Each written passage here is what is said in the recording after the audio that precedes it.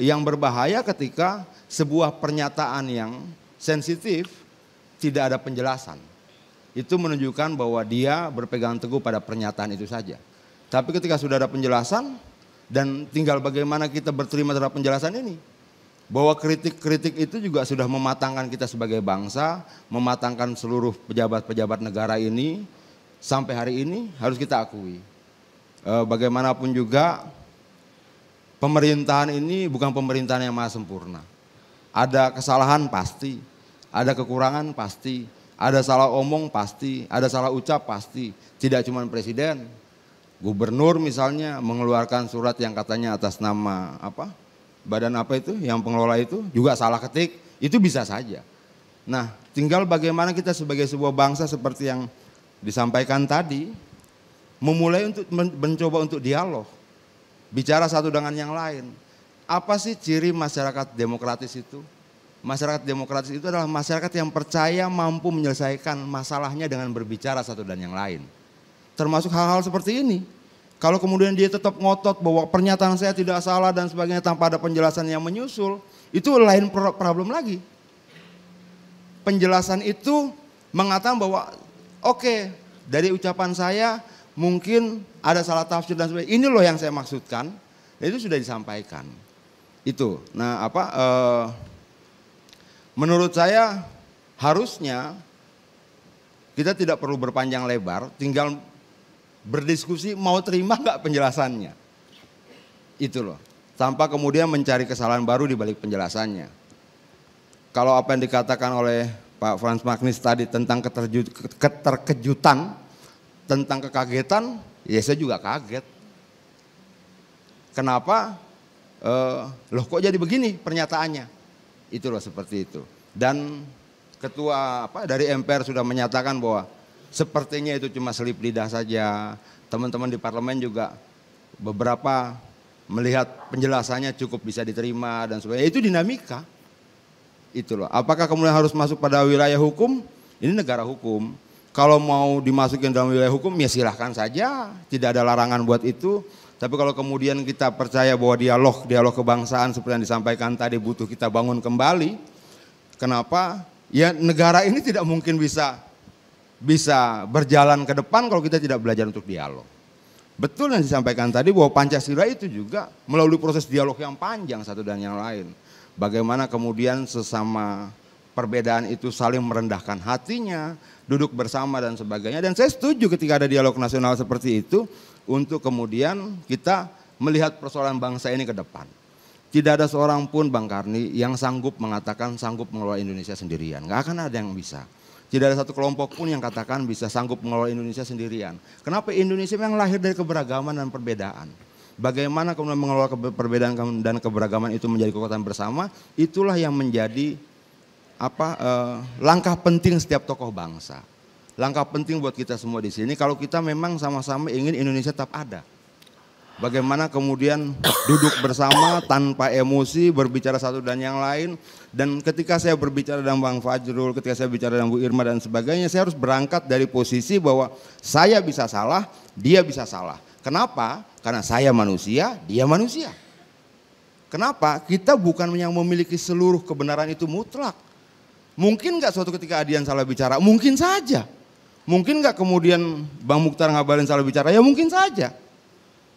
Itu loh. Nah kalau kita berangkat dari pemikiran seperti itu,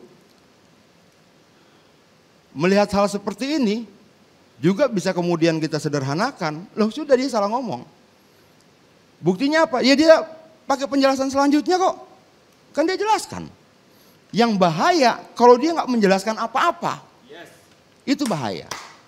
Tapi penjelasan itu menunjukkan bahwa dia menangkap ada suatu ucapan dia yang mungkin kurang diterima, ada pihak yang tidak berterima, ada kesalahan di situ, tafsir atau apa dan sebagainya. Dan dia dengan segera menjelaskan. Nah itu menurut saya harusnya sudah kita anggap selesai. Tapi kalau kemudian ada yang mau memperkarakan, ya silakan saja. Kenapa? Betul ini negara hukum, nggak ada yang melarang itu. Bagaimana dengan usul banyak dari tokoh agama yang minta beliau itu mundur? Gini, dari PDIP gimana tanggapannya? Minta adian mundur boleh, minta menteri mundur boleh dan sebagainya, tapi bagaimanapun juga kewenangan prerogatif itu ada di tangan presiden. Siapapun minta tentang siapapun mundur dan siapapun maju tidak salah di Republik ini. Jadi tidak ada sesuatu yang dilarang untuk itu, tidak ada sesuatu yang salah.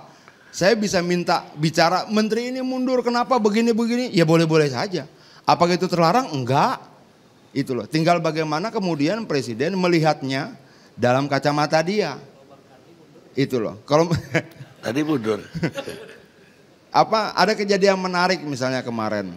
Bang Karni diadukan oleh Marga Masiku. Kenapa? Karena pilihan judul. Pilihan judul apa waktu itu Bang? Masiku apa? Hilang di telan angin. Masiku hilang di telan angin. Kira-kira seperti itu. Saya baru tahu bahwa Masiku itu ternyata marga.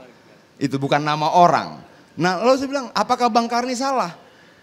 Ya kalau orang bilang salah biarkan hukum yang putuskan kalau mau dibawa pada ranah hukum. Tapi kalau misalnya tidak juga ya sudah. Itu loh. Artinya negara ini membuka peluang orang menyelesaikan perbedaannya.